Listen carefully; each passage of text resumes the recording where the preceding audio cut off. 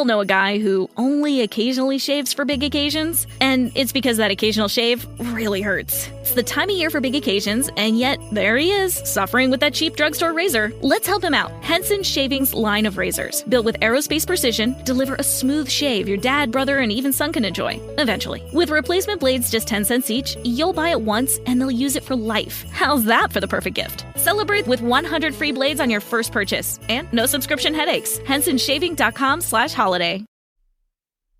First on film and entertainment, what a week it has been. Now, I am genuinely excited about what this country has gone through over the last month or so with the Women's World Cup. I mean, the numbers are simply extraordinary. The numbers of people who I would not have thought will be glued to their television screens. They'll be going to live sites, pubs and clubs. By various estimates, we're talking about more than half the population watching. Did you ever imagine, Jackie, that we would see something like this? I mean, it's grown out of virtually nowhere. Well, why not? Barbie started the trend and off we go. Well, I'm not sure whether Barbie started the trend. Women rule, Alex. Women rule. No, I don't question that women rule, but in terms of your interest, you're somebody who loves sport in terms of participation. Did you know or did you care about the Matildas a great deal before the World Cup? Serious question. Not at all, but what I do love is the energy it's brought to the country and the excitement and the coming together, and I think that's terrific. So I don't really care what sport it's about, but I just love the result it's had. And in terms of the investment in the sport, and I don't want to play politics here, but I want to sort of put on a little bit of a cynical hat. The $200 million that is now going to be invested in women's sport, which is terrific. Had it not been the success that it has been, do you think that would have been forthcoming?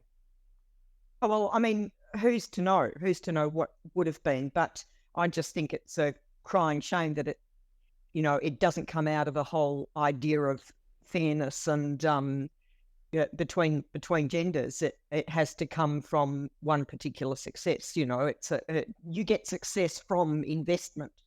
So they should have done it 20 years ago. In terms of momentum, this is terrific because I suppose the next massive sporting event is going to be the Olympic Games. So, well, it won't be the Commonwealth Games. No, it won't. What that's cost us? What, $380 million? Not good. Greg King, you are somebody who goes to the football a great deal, and I spoke to, dare I say, Carlton mates. I'm not sure that they're mates who were at the game against Melbourne, and they said, well, basically that people were turning their backs on the football just to watch the soccer. How do you feel about the momentum, the build-up, the intrigue, the excitement that surrounded the Matildas? Well, to tell you the truth, Alex, I haven't watched any of it.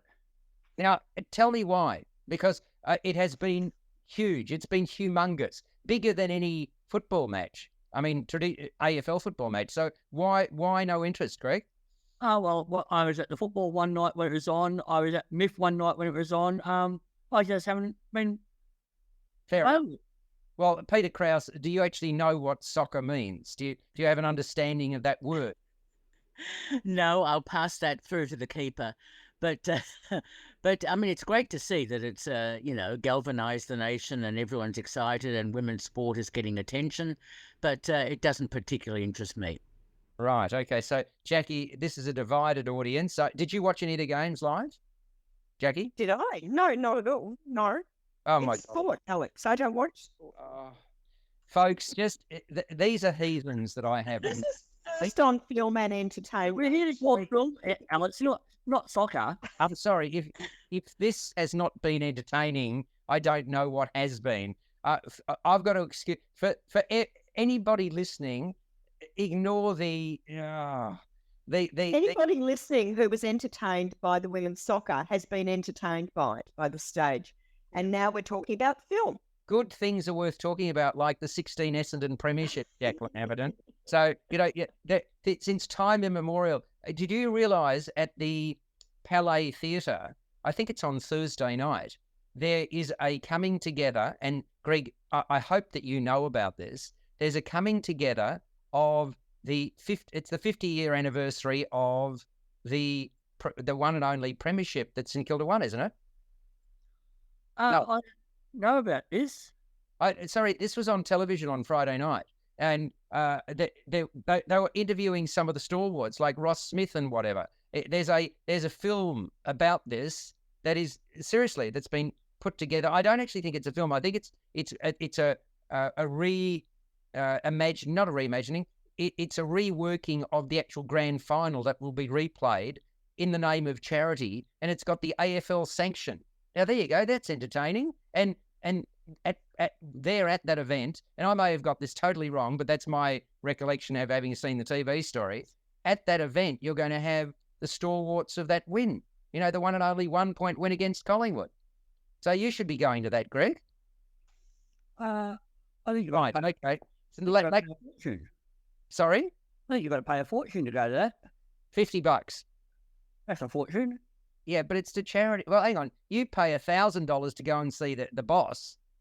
So it's Yeah, but that's the boss, and that was in New York, and that was a one-off sort of thing. Hang on. Your one premiership was a one-off too. Correct? True, but Thank you. you got to get your priorities right, Alex. You know, the boss comes first, second and third. Yeah. Are you excited about Mr. McCartney coming out to see you personally? No, You don't like Paul McCartney. What? I'm not a big fan of Paul McCartney. No, I'm saving my money for when Bruce Springsteen comes out next year. Okay. Jackie, do you like Paul McCartney? Do you know? Look, I do, but I'm not sort of jumping to go to this one. But I'm a bit concerned about whether his voice has still got it. Well, the only way to tell is to go along. Oh, pay a lot of money to go along and find out, and then Well, I what? don't know whether you can buy tickets anymore. And Peter, you've probably never been to a concert in your life. Mate, did you play accordion when you were a kid or something? No, it was actually the clavichord, and Mozart and I got on really well. You didn't blow him off the stage like Chevalier. Yes, exactly. I could imagine you in a clavichord. Okay. Now look, I think it's time to speak about some movies. So you're on JR listening to this drivel, and I wanted to start with a movie that we didn't get to last week. That it could have been very, very ordinary, but it turned out to be anything but. Called Gran Turismo, and it's a long film, 2 hours and 14 minutes, M-rated, and we got to go back a quarter of a century, and that's when Kazunori Yamauchi, and I've probably mangled his name, but something like that, Kazunori Yamauchi created the world's most accurate car racing simulation game, and that was called Gran Turismo. And Yamauchi and his team had spent 5 years getting it right, perfecting it. So video gamers, well, they became obsessed. One day, a UK marketing executive for Nissan, whose name was Danny Moore, played by Orlando Bloom, had this crazy, rather revolutionary idea. And he put this idea to the higher-ups at Nissan, and it basically was along the lines that the company could receive a significant public relations boost if a gamer, somebody playing Gran Turismo, could transfer his skills to the marque's real racing cars. In other words, the real Nissan racing team. Surprisingly, and it is surprising, the execs bought the idea. So Moore then sort of thought, okay, well, what do we do? Well, let's have a contest to choose the best Gran Turismo player in the world. I'm talking about the video game. And the top 10 gamers were selected from a series of live online events. Then they were taught by this grizzled engineer, former driver called Jack Salter, played by David Harbour, to drive real racing cars. And they were pitted against each other. The 10 whittled down to 5. Then a single race determined who would be the chosen one from those. He turned out to be a tall, quietly spoken, but determined British racing car simulation aficionado by the name of Jan Mardenborough, played by Archie Medici. His father, Steve, played by Jimon Hunso, had been a soccer champion. And Jan's younger brother, Kobe, played by Daniel Poog, also took up the round ball game after his dad. But his dad was forever on Jan's case to play footy as well. urging him to put his time and effort into something that he considered to be meaningful, he being the father, rather than just playing video games. But Jan was not into the ball sport, and he did not relent. Still, his road to becoming the one selected to race for real was far from easy. That was nothing compared to what he encountered when he took to the track against seasoned drivers. So it was chosen by Nissan, fine, step into the Nissan racing car, but then competing against drivers who had been doing this for years and years and years and had established themselves on the real racing track. So, of course, he had to have his wits about him. This is Jan. And he had to learn fast. I suppose that was always a given. More than that, though, he faced significant prejudice from drivers. One in particular called Nicholas Kappa, played by Joshua Stradowski. Now, Kappa and the others were against any simulation driver encroaching on a big boy's sport. So this is a movie based on a true story, which I reckon makes it all the more compelling. And despite the ending's never in doubt, right? It quickly becomes clear what'll happen. It's still pretty exciting. The film was written by Jason Hall and Zach Baylor. It throws up plenty of obstacles and challenges, and I suppose the premise really is backs to the wall. The director's the bloke who did District 9 all those years ago, Neil Blomkamp, South African, ensures there's no shortage of adrenaline-pumping action throughout. And of course, it's the characters, the heroes and the villains that bring this story to life. Arguably, the most interesting of those is Jack Salter. He's a man whose career was cut short, but we really don't know why until a significant way into the movie, and we're not about to tell you on this program. And I reckon David Harbour really balances that push and pull required of the persona pretty well, very well, actually. So Orlando Bloom, unbridled enthusiasm with much to lose. That's his default position as the marketing guru for Nissan. Archie Madikwe, I thought he was really likeable and more often than not contained as Jan Mardenborough. He's not that sort of effusive character. And the filmmakers have done a pretty good job with the visual effects, a really great job, actually, specifically by overlaying the simulated video game with what I'll call skeletons of race cars. And I thought the sound, the music, the production design, and the cinematography all came together really nicely and produced what I reckon's a pulsating ride. The other thing is Jerry Halliwell, or Jerry Halliwell Horner, as she's now known, of Spice Girls fame, is Jan's mum in Gran Turismo. So that's my take on it. What about you, Greg? Did you like it? Ring, all of that? Yeah, I didn't mind this. I thought it was quite a good underdog story there. It follows the tropes of this the formula pretty well. And the writers have obviously taken some liberties with the facts for dramatic purposes, and they've taken some events either out of context or out of order just to spice up the drama there. But it does follow the challenges that Jan faced, how he coped with the overt prejudice from the rival drivers. And they even put up with the disdain that he wasn't media friendly or media savvy, and that. But it all reaches a climax during the famous Le Mans 24-hour race. And even though it's a little bit predictable here, I thought that didn't dilute the excitement or the enjoyment to be had from the story. I thought Neil Blomkamp directed this in quite muscular fashion. And the adrenaline-charged race sequences, I thought they were quite well handled there.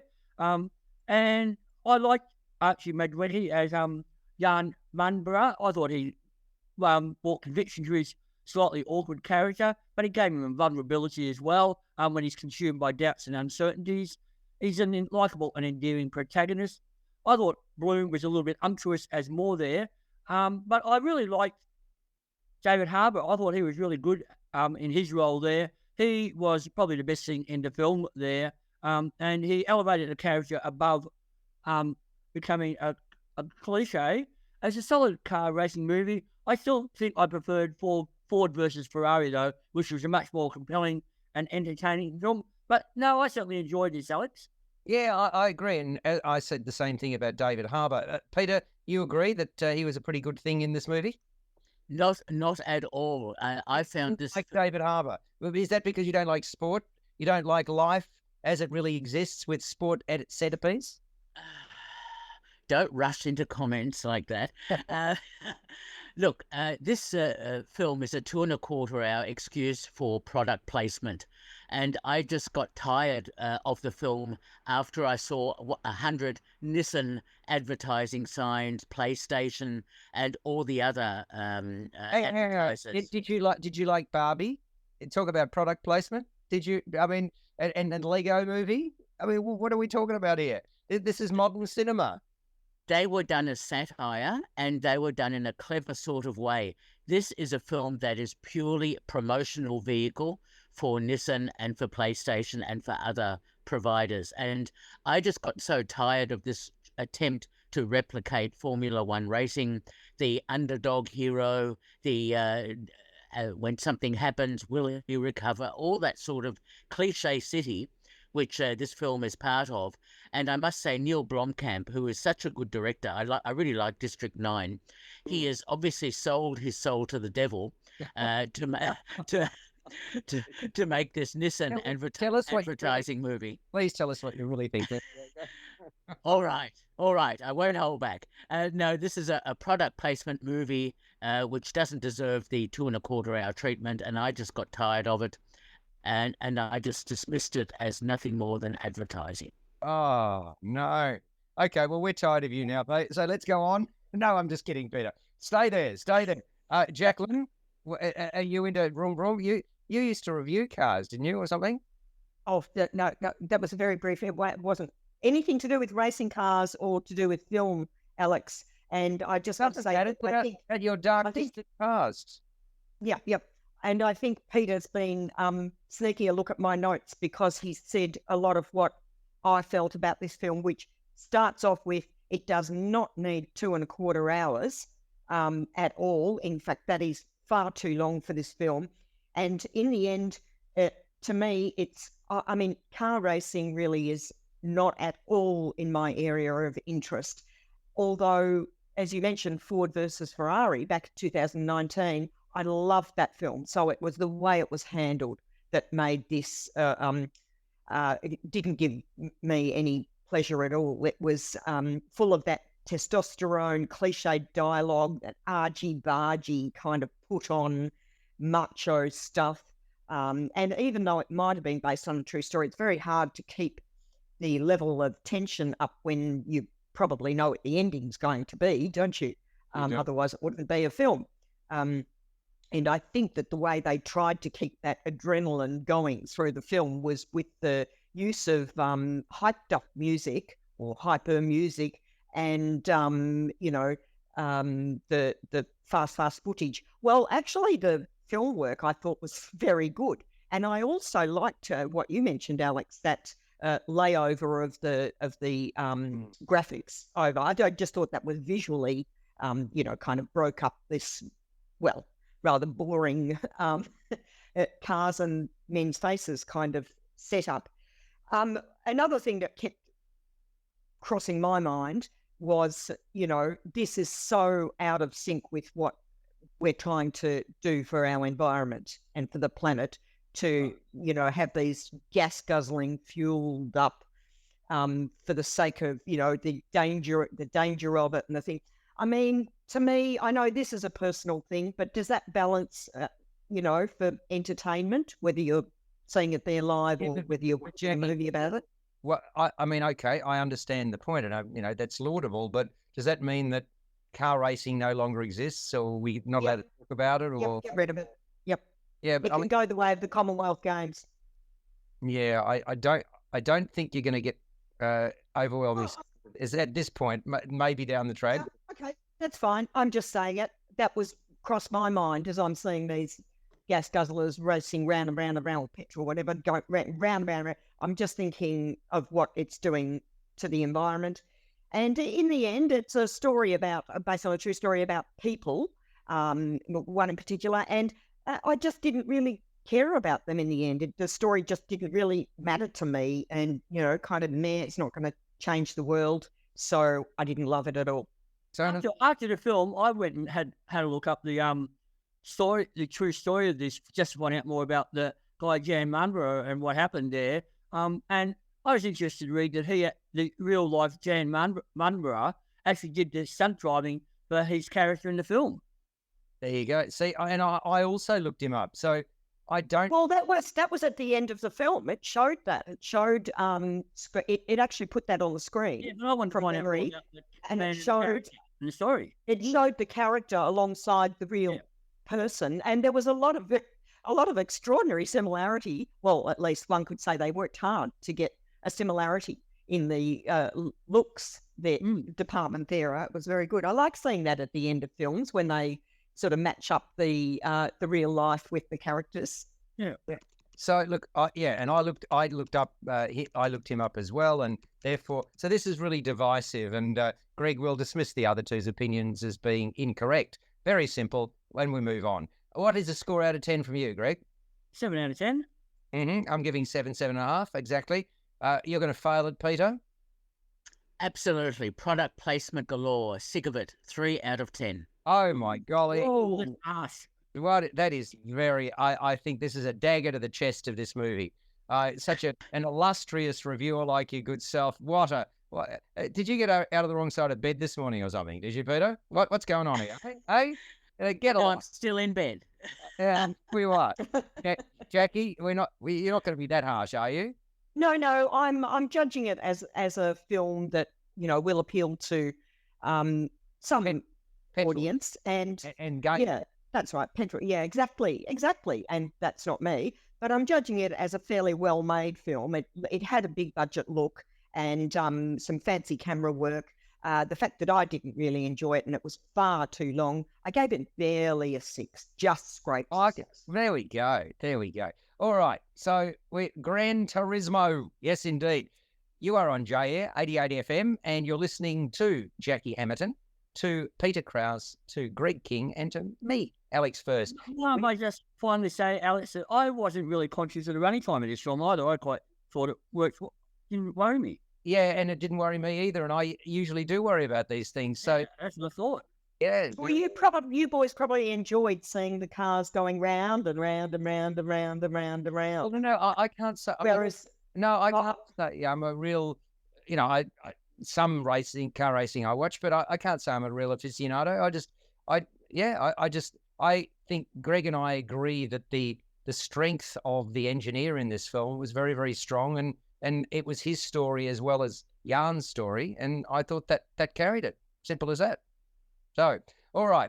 One thing that you should be doing is potentially, if you are interested in supporting us as radio station, 88 FM, why don't you fork out $54 a year? That means that you become a member of the community radio station that we are, and we need your support to continue doing what we're doing. So please, lots of music, lots of entertainment, lots of programming of different sorts that hopefully satisfy various age groups. That is 88 FM J-Air. We are now going to talk about dogs. Now, I should start by saying that my wife has often said to me that there's nobody more important in her life than our dog. And fair enough. She said it to me this morning, Jackie, this morning, right? So in other words, so for example, I'll give you a concrete example of this. Yesterday, I went out in my motor car and Nadine rings me and asks me, did I check up on the dog before I left? I said, no, the dog will be fine. The dog's upstairs. Oh, no, well, no, I want you to go back just to double check that the dog hasn't gone out. So I had to drive back home just to make sure that the pooch was okay, because that's the most important thing in our life. You'd do the same thing, wouldn't you? I think it says more about your wife than it does about your dog. No, look, my wife's delightful, and our dog's delightful, and it's all the neighbours know our dog. There's a 3-year-old neighbour of ours, or the child of a neighbour of ours, who calls our dog Fluffball, because it is a very, very hairy animal that encourages pats from youngsters, and my wife can't actually take the dog for a walk because the dog just stops and is patted all the way. Now, you've got a different sort of dog that gets taken for a walk. At last count, it was 7 times a day, isn't it, Jackie? Oh, at least, Alex. And thinking about this film that you're going to talk about, I really can't see Chloe in this, or my dog, Bob. I don't think that they would be in this setup, would they? But hang on. Bob gets grumpy if he's not walked, correct? He gets narky. And the dog's about 70.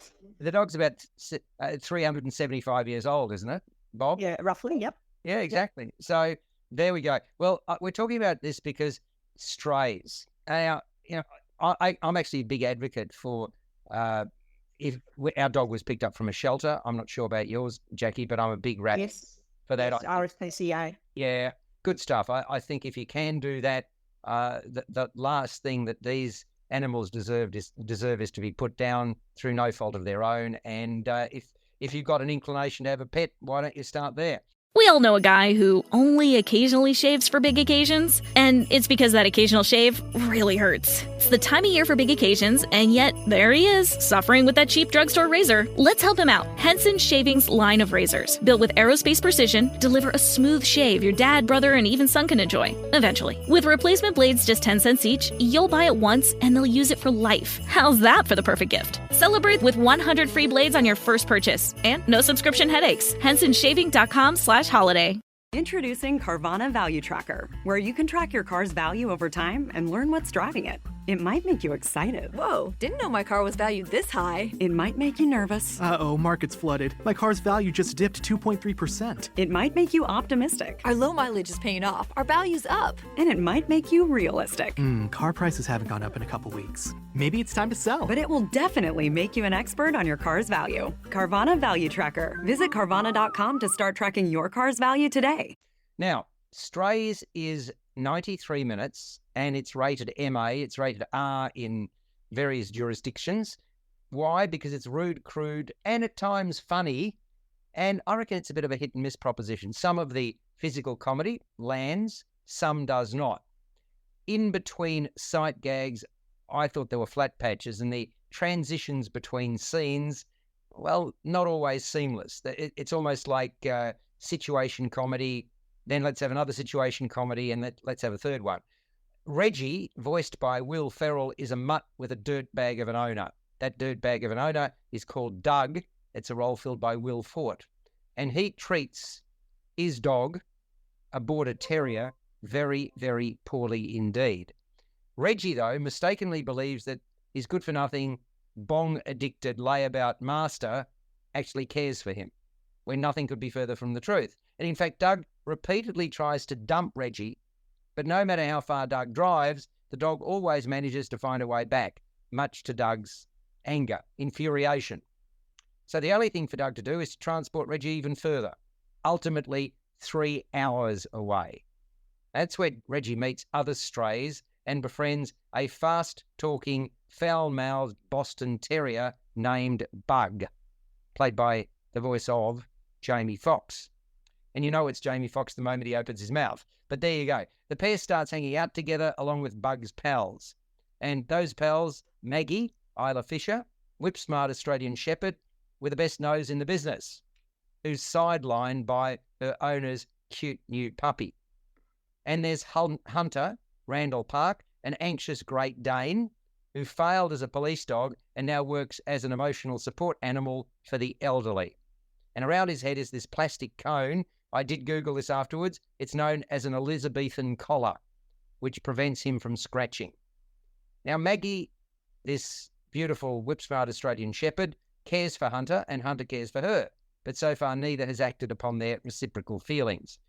Truth be told, despite his new friend's strong advice to ditch his owner Doug forever, Reggie still harbours a strong desire to reunite with his low-life owner, and a road trip ensues with plenty of bumps along the way. So, Dan Perro has crafted what I'd call a subversive comedy, which is directed by Josh Greenbaum. I reckon it's got most appeal to young adult, mostly males, right? Young adults, mostly, probably under 40s. And all the dogs talk, even if humans can't actually understand what they're saying. The filmmakers here have totally abandoned the idea of less is more. Copious sexual references, innuendos, exclamations are rooted to this production, pun fully intended. And apart from the frequent use of the F word, there are, pardon the word, dick jokes aplenty, while dog defecation is another mainstay. Undoubtedly the nicest character in the piece is Maggie, and I can tell you something, Isla Fisher's Aussie accent certainly stands out. Jamie Foxx treats us to plenty of jive talking. Will Ferrell paints Reggie as loyal and conflicted. Randall Park exposes Hunter's vulnerabilities. And Josh Gad is a winner, I reckon, in a small role as Gus, this Labrador Retriever who narrates his owner's life. Look, Strays, it sets out the shock, and it does achieve that, certainly does. But for all its moments, I wanted and expected more. What I needed to see was a greater bucket of laughs. And I found the film was uneven in its plotting, and that was disappointing. So the idea was sound, the execution only mediocre. What did you think, Peter? Well, I must say a bucket of something is quite a good way of describing this film. It's I found this an incredibly putrid attempt at scatological humour and of shocking the audience as much as possible. I mean, I think these talking dog ideas are not bad and could have been crafted into a good satire, into clever writing, into something that could have been quite amusing and clever, especially as a send-up of some of those heartwarming films about dogs. Instead, the filmmakers have decided to grab the audience and throw as much crap at them as possible. And I must say, I was not impressed one iota by this film. I was cringing through most of it, and I was wondering how much further they're going to go with these, as you said, dick jokes and other defecations and other things. In fact, the whole script is a defecation. And look, I was it's just absolutely awful, and it almost made me want to go and see Gran Turismo again. That's how bad this film was. Oh dear. All right, indeed. Okay, so you've got off to a really flying start today, but there's going to be 2 failures in your box of tricks. Okay, now, Greg, did you find something a little bit more enjoyable about Strays? This is quite silly, juvenile and crude, but I rather enjoyed this potty-mouth comedy about dogs behaving badly. There's plenty of gross-out humour here. I thought some of the great visual gags were quite funny as well, and some of the dialogue was actually laugh-out funny. But it does become a bit repetitive, and it is a bit overly long. The simple premise has been packed out with plenty of ribald humour, as the 4 dogs swear a lot. Now, I love good dog animal films as well. This is certainly not a Disney film about dogs on an incredible journey. In fact, it's not a film for kids at all. But I like some of the adventures there, some of the antics they got up to, humping garden gnomes, urinating on each other to call themselves PFS. The escape from the dog pound, eating magic mushrooms. I thought some of them were quite amusing. And I liked some the vocal cast that's been put together for the film. But Jamie Foxx was clearly the standout as the foul-mouthed bugbear. And Dennis Quaid contributed a brief self-effacing cameo there. So I quite liked this, and I thought Will Forte did a good job of making Doug a very loathsome character. Didn't like him at all, but that was the role he played. And I thought, what's his name, Reggie was quite a cute little dog, as he learned the ways of the street, how to survive on the streets, and the life of living free as a stray. Did you didn't mind it, Alex, at all. Did you like the ending? Where they a lot of people left the cinema by then, so they wouldn't have seen the ending. No, did you like the ending? Yes, I did. I thought it was quite funny, but as I said, a lot of people actually walked out, left when the credits were on, and they missed it. Mm-hmm. Okay. I noticed a lot of people actually walked out during the film too. Yeah. Well, yes. Look, this is going to be. I said it's hit and miss in terms of some of the scripting, etc. I think it's hit and miss in terms of the audience, but there's certainly going to be an audience for it. I don't doubt that at all, because this is. I mean, the genre that we're talking about here is a notable. I mean, think about anything like Bridesmaids taking a dump in Main Street and things of that nature. But this guy, I'm just trying to think. The makers of this or the producers of this were responsible for a couple of other movies of similar ilk, weren't they? Ted is one of them. Ted, that was the one I was thinking of. Yeah, Ted, which is about this teddy bear, right? And Root. Yeah, okay, yes.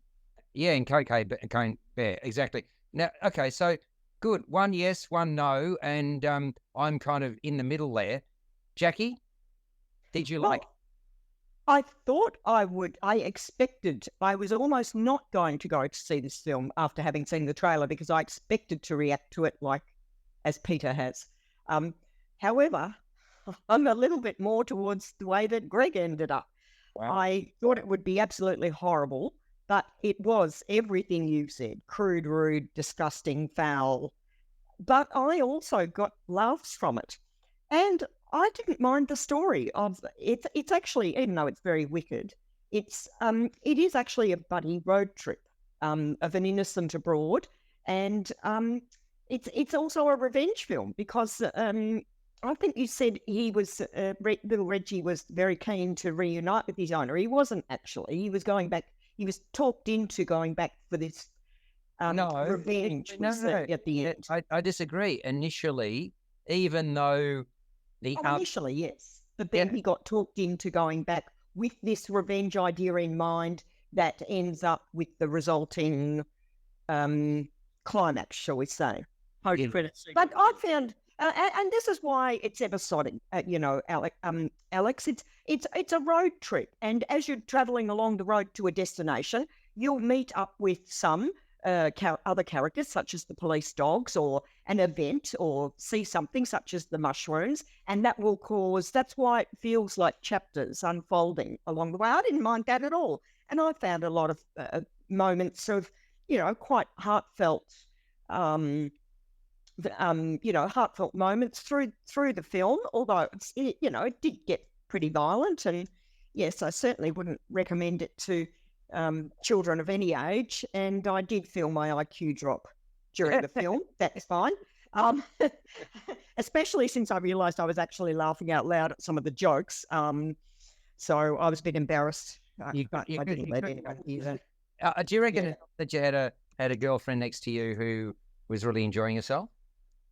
That's exactly that's exactly a part of it for me. I took a friend. In fact, the reason I ended up deciding really to go was because I have a friend who does enjoy that kind of humour, and I thought it would cheer her up and be good for her.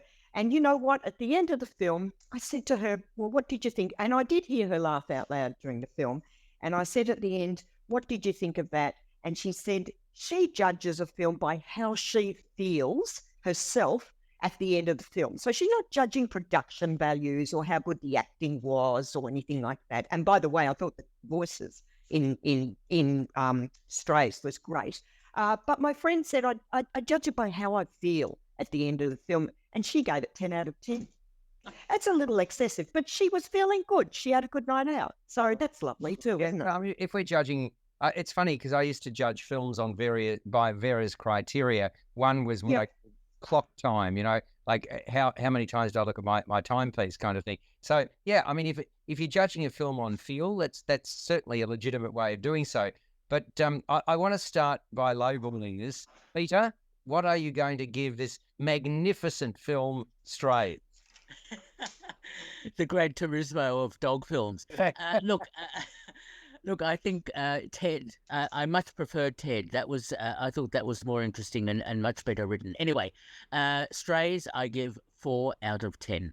Okay, 4 out of 10. Well, okay, so we'll move up the totem pole. I'm going to give it a 6 out of 10. Greg? 6 out of 10. And Jackie? Okay, so Strays, that I've given the alternate title. I've given it an alternate title for the pun, Smut. Yeah. You like that? Yeah, that'll. Smut. Okay, sorry, I thought it was hilarious. There you go. Sorry. That just proves we have different sense of humour. It proves it's humorous in the eye of the beholder, Jackie. Yes. Okay, that's the equivalent of Greg's dad jokes. Yes, go for it. Yep, that's right. Well, it won't go down as a classic, but I did give Strays almost a 6, but not for children. What's an almost a 6? Is it 5? Oh, it's almost a 6. That's what it is. Is it 5 7/8? Is it or something? Yeah. Right. Yeah. Okay, good. Fantastic. I'm J. That was Jackie Hamilton's insightful review of Smuts or something. Well, whatever she called it. For everybody else, it's Strays. Now, let's go from the sublime to the ridiculous. No, from the ridiculous to the sublime. Let's go to a movie that is just quite special with regards to a number of elements, but it's not going to be everybody's cup of tea. It's very much an art house film, and it's called Godland. It runs for 2 hours and 13 minutes, and it's rated M. And it's just got mesmerising cinematography, breathtaking vistas. It's quite a dramatic period piece in which man and nature collide. Set in the late 19th century, when Iceland was under Danish rule. An actor called Elliot Crosset Hove plays Lucas. He's a young, ambitious Danish priest charged with travelling to a remote part of Iceland to build a church and to photograph its people. And he's got a superior, played by Waga Sando, who warns him that due to the harsh climate, the church must be built before winter sets in. It's a film about inner and outer conflicts, and soon becomes clear that Lucas has bitten off more than he can chew. To get to where he's heading requires slow progress on horseback across spectacular but dangerous terrain, which is littered with glaciers and rivers. There to guide him is this rugged and hardy older guide called Ragnar, played by Ingvar Eir Sugarsson, along with a translator and a small crew. They're carrying cumbersome camera equipment and a heavy cross, and that proves rather challenging. The obstacles, well, they're many, and Lucas's push-on mentality has tragic consequences. He and Ragnar don't see eye to eye. In fact, the clergyman is overwhelmed and he resents the guide. We all know a guy who only occasionally shaves for big occasions, and it's because that occasional shave really hurts. It's the time of year for big occasions, and yet there he is, suffering with that cheap drugstore razor. Let's help him out. Henson Shaving's line of razors, built with aerospace precision, deliver a smooth shave your dad, brother, and even son can enjoy, eventually. With replacement blades just 10 cents each, you'll buy it once and they'll use it for life. How's that for the perfect gift? Celebrate with 100 free blades on your first purchase, and no subscription headaches. HensonShaving.com/holiday. Introducing Carvana Value Tracker, where you can track your car's value over time and learn what's driving it. It might make you excited. Whoa, didn't know my car was valued this high. It might make you nervous. Uh-oh, market's flooded. My car's value just dipped 2.3%. It might make you optimistic. Our low mileage is paying off. Our value's up. And it might make you realistic. Car prices haven't gone up in a couple weeks. Maybe it's time to sell. But it will definitely make you an expert on your car's value. Carvana Value Tracker. Visit Carvana.com to start tracking your car's value today. Rescued from death's door, Lucas is taken in by a Danish widower called Carl, played by Jacob Hauberg Lohman. He's taken in by Carl and his two daughters. Then I want to talk a little bit about the daughters. Anna, played by Vic Carmen Sonne, and Ida Mecken Hilseder, warm to him. But not so the father, not so Carl. More trials and clashes follow for this young and ambitious Danish priest, Lucas. So while I was watching and admiring this art house picture, I was reminded of a movie I saw many times when I was studying film at uni. And it was it just left such a lasting impression on me. It was Werner Herzog's Aguirre, The Wrath of God. I'm sure, Peter, you've seen that one, yeah? Yes. Yeah, I mean, it was, I must have seen it 5 or 6 times in quick succession because we were studying elements of it. Look, that had a really significant and positive influence on me. It's quite a movie. If you haven't seen it, it's well worth catching. Godland also casts quite a large shadow. Work of a filmmaker called Hilnur Palmason. He did A White Day. It's a story about losing one's identity. I'd say arguably religion's on trial here, and it does not fare well. On one level, the harsh terrain sits comfortably alongside the natural beauty that's inherent within it. But on another, tolerance, understanding, and respect are sorely tested. Elliot Crosset Hove plays the role of Lucas as humourless and overwrought. He makes the man of the cloth unlikable, which again, that's quite something. In a contrasting role, though, Ingvar Eir Sugarsson is about brawn. He's an outdoorsman who's in tune with nature and all of what nature throws up. And it's difficult to understand what Anna sees in the clergyman Lucas, other than a way out of a routine and colourless life. She was born in Denmark and she longs to go back there. She's the older daughter of Carl, who invites Lucas to basically saves him.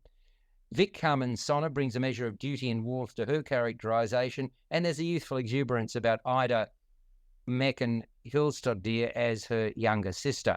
Jacob Hauberg Lohman, rather principled, not to be crossed as the father. And Maria von Hauswald's cinematography, I thought that was luminous. It was shot on 35mm film, and the film itself is square with rounded corners, and it's got quite an arresting score as well. Thought the music was really important in this. Inspired, by the way, the film Godland by 7 photographs that were actually taken by a Danish priest, which were thought to be the first visual images of Iceland's southeastern coast. It's quite beautiful, Godland, but it's also quite brutal. So that contrast is there. Emotionally fraught, to his credit, I mean, that's the movie. I just thought that the filmmaker makes us think and feel, and that's what Godland was all about for me. I thought it was a very strong film, but it's going to be of limited appeal. Jackie, have you seen it or not? Alex, it's a very, very long film, and I couldn't commit to that time. But I wondered if it reminded you at all of Silence, the Adam Driver and Andrew Garfield film, at least in the storyline. Yeah, there was that. This is less mainstream, but yes, it does have. What, you thought Silence was mainstream? No, but this is really esoteric. This one, more so, right? But it's certainly it's a good parallel that you draw. Peter, Godland. Yes, this has already entered on my list of one of the best films of the year. I was so impressed by this film, which really investigates the notion of colonial invasion and of religious invasion of another country, even though Denmark was sort of looking after Iceland at the time.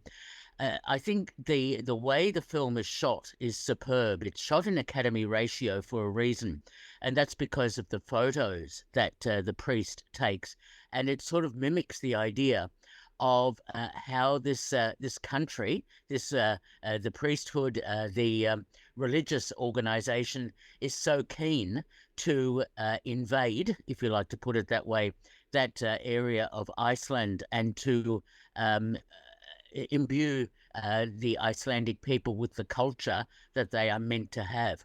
Obviously, no good can come of this, and that's what happened as the film developed.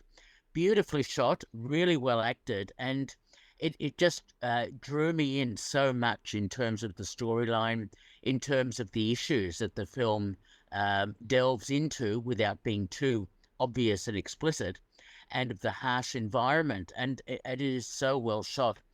The 2 daughters I found very interesting because they represent 2 different aspects of the way Icelandic people responded to Denmark and how it was treating people, and how religion was so important to people at the time, and yet was also divisive and to some extent quite ruinous for some people. Very, very impressive film. I highly recommend it. I urge people to go and see Godland. And what I loved in particular is that the film has 2 titles, both called Godland, one in Danish, one in Icelandic, to give you the idea that here are 2 countries trying to get together, not in a very effective sort of way. Would you agree, though, this is going to be a small audience film? Just be aware it's not going to suit everybody's taste, as I've said a few times.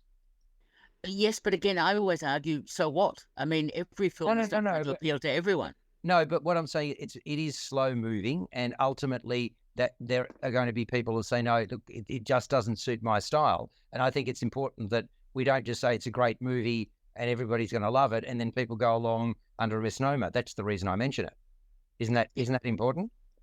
Well, to some extent, yes, you've got to keep audience in mind, but you also have to be true to yourself in terms of the way you review a film.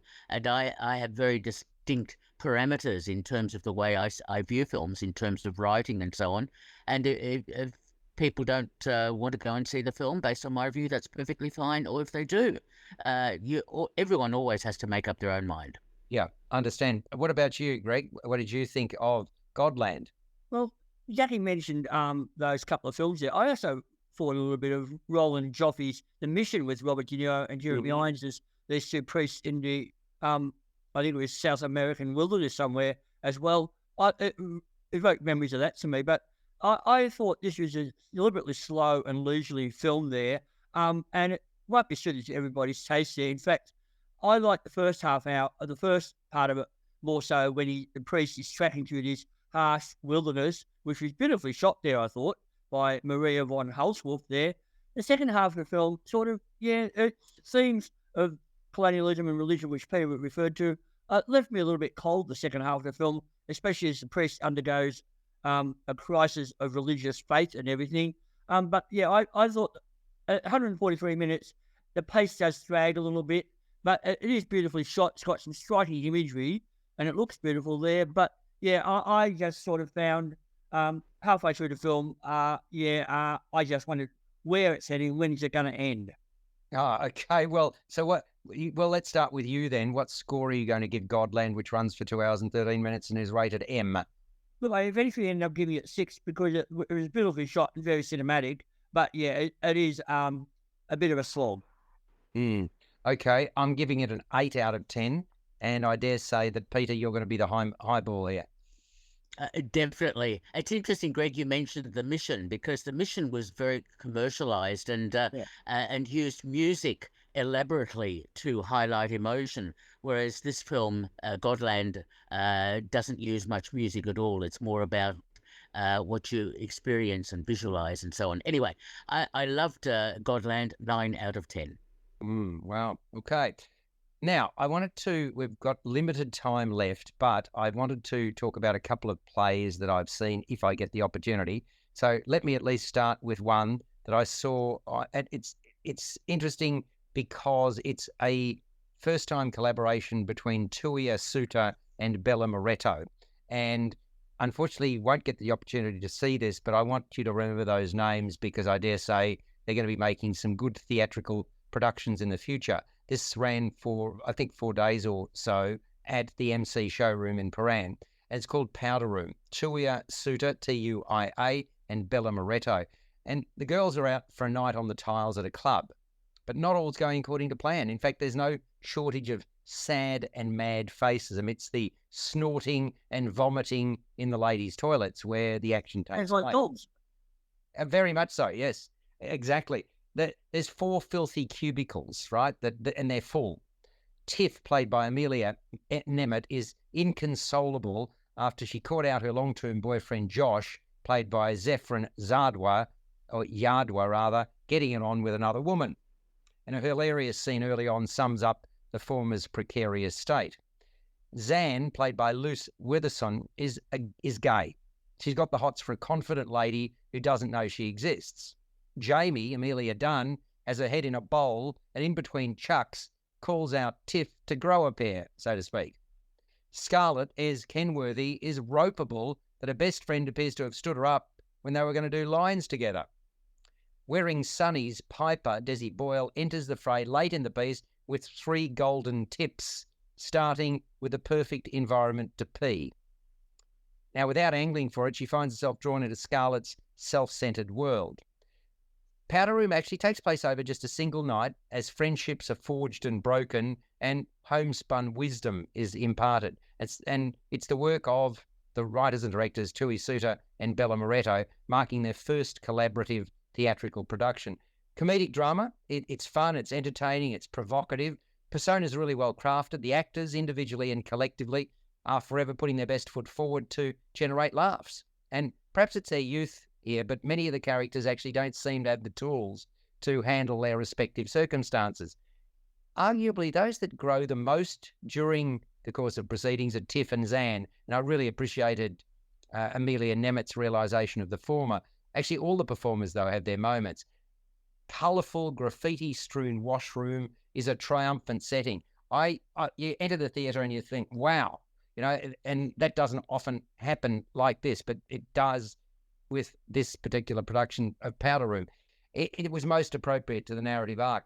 Madison Stevens, Ash Donovan, Adam Smith are the ones responsible. So Walk on the Wild Side, it's a bit of a hoot. It's been well composed and executed, should hold particular appeal to younger millennials and older members of Generation Z or Z. 55 minutes. It was playing at the MC showroom, finished yesterday. But I really, I was impressed by the endeavours of Tuia Suter and Bella Moretto. So, I mean, I like it when I'm seeing something that, I haven't seen before, or some newbies come onto the scene. And it was a really interesting, it was quite a full audience. I saw it on Friday night, and it was that really aided the cause because there was a lot of laughter in the room and so on. And unlike Strays, there weren't flat patches, which I appreciated. I thought it was sustained throughout, and the running time was good too. Under an hour, you get in, you get out, and you're feeling in a good mood afterwards, which is, Jackie, exactly what you were saying about your girlfriend having seen Strays. And that can elevate your... do you think your review of Strays was positively influenced by your girlfriend? Yes. I think I just don't know that it couldn't be, because inevitably you're talking about it, and it's, even if you thought, oh, well, ho-hum, well, maybe I'll elevate it at least a little bit. It's kind of like... A little bit, Alex, but I did genuinely laugh out loud at some of the humour. And cringe at some, and gasp at other parts. But that's the nature. But that's the nature of these sorts of movies, isn't it? Stray sets out to provide. It wasn't breaking new ground, and it won't be a classic. Put it like that. It won't be a classic. No. By the way, you say to me during the week, Barbie's still going strong, and so many. What is it? Seated arrangements at cinemas. There's still lots of screenings, etc. Correct? I was having a chat yesterday. I saw 2 films at Lido. Yep, go for Lido it. Cinemas in Hawthorne, and I was having a chat to an usher afterwards who said it's still packing them out. Really? Isn't that great? I think they have about 8 sessions a day still. Fantastic. All right, folks, good to have you with us. Jackie Hamilton, thank you. Peter Krause, a pleasure. Gregory King, and yours truly. Catch you next week on First on Film and Entertainment.